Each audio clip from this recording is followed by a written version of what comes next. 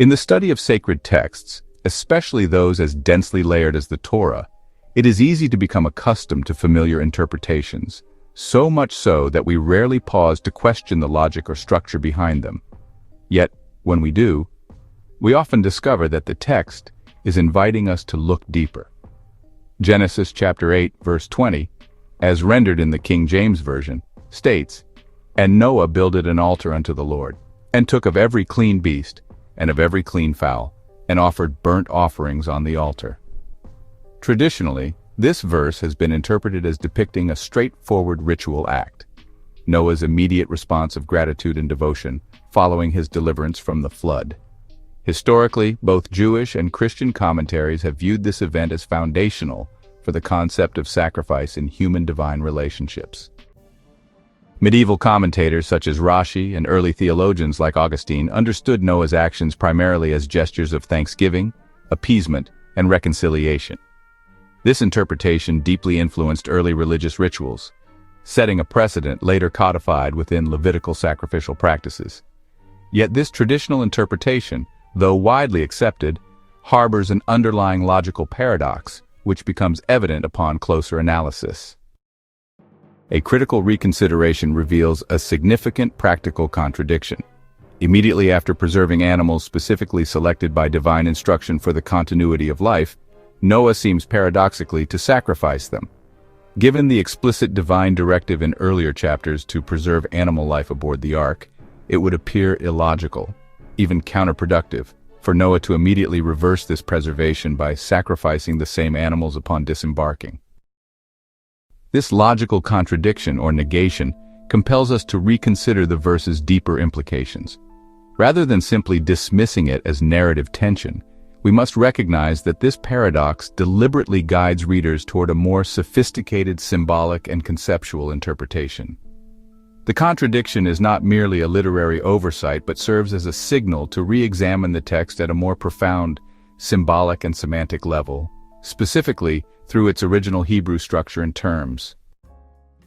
When we carefully revisit the Hebrew language of Genesis chapter 8, verse 20, three particular Hebrew terms warrant closer examination for their symbolic significance: mizbeach, behema, and of.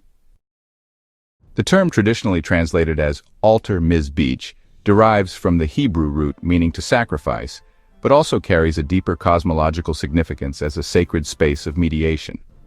It represents not merely a location of sacrifice, but a point of intersection between divine and earthly realities, an axis around which the cosmic order itself can be symbolically restored after catastrophe. The terms used for the animals also carry symbolic implications that transcend their simple zoological definitions. The Hebrew behema, meaning beast, symbolizes the earthly realm, immanence, fertility, and continuity. Within ancient Hebrew symbolism, these earthly attributes were traditionally associated with feminine characteristics: groundedness, nurturing, and sustaining life. Conversely, of meaning bird symbolizes the heavenly realm, transcendence, agency, and consciousness.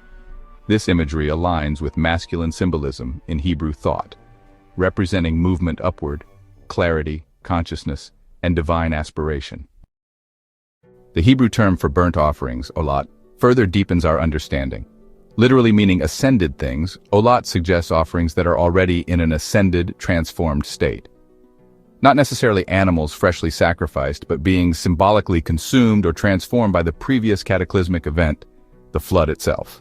Thus, Noah's act is less about destruction and more about formal recognition and ritual acknowledgement of what has already been lost, transformed, or transcended by the floodwaters. Armed with this deeper linguistic understanding, we see clearly a sophisticated symbolic triad underlying Genesis chapter 8, verse 20, comprising three interrelated domains. First is the earthly domain, represented by behema, the feminine principle, embodying fertility, groundedness, and continuity of life. Second is the heavenly domain, represented by of, the masculine principle, embodying transcendence, consciousness, and spiritual aspiration. Third is the mediating divine principle, represented by the altar, mizbeach. The altar functions as the necessary structural element that connects, balances, and harmonizes these two symbolic poles of reality. Rather than merely being a platform for physical sacrifice, the altar represents the crucial mediating axis, literally and symbolically, between heaven and earth, immanence and transcendence, feminine and masculine. This triadic symbolic structure profoundly clarifies the nature of Noah's ritual action. Noah is not sacrificing newly saved animals, thereby negating the very purpose of the ark. Instead, his act ritually affirms and restores cosmic harmony after disruption, honoring the sacrifice already implicitly made by the flood itself.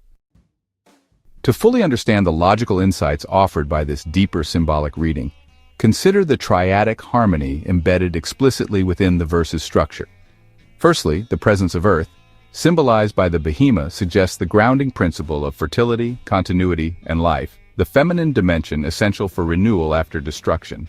Secondly, the presence of sky, symbolized by the Ov, introduces the complementary principle of transcendence, purpose, consciousness, the masculine dimension essential for guiding life's renewal through meaning and spiritual awareness. Finally, the presence of the altar, Mizbeach, as a divine principle, ensures that these two complementary principles, earth and sky, feminine and masculine, do not merely coexist, but actively interact to form a harmonious whole. The altar serves as the sacred meeting point that reconciles opposites, re-establishing equilibrium after profound disruption. In other words, Noah's symbolic act of ritual recognition acknowledges the profound sacrifices already implicitly made in the flood, transforming the destruction into a structured cosmic restoration. It demonstrates humanity's unique responsibility and capacity to actively mediate between divine and earthly dimensions, restoring harmony after chaos through deliberate symbolic action. Through careful reconsideration of Genesis chapter 8, verse 20's Hebrew syntax and symbolic depth, we have transitioned from a superficial, contradictory reading into a much richer and coherent understanding. The initial logical paradox of Noah sacrificing animals immediately after preserving them has guided us toward profound symbolic insights embedded in the original Hebrew language.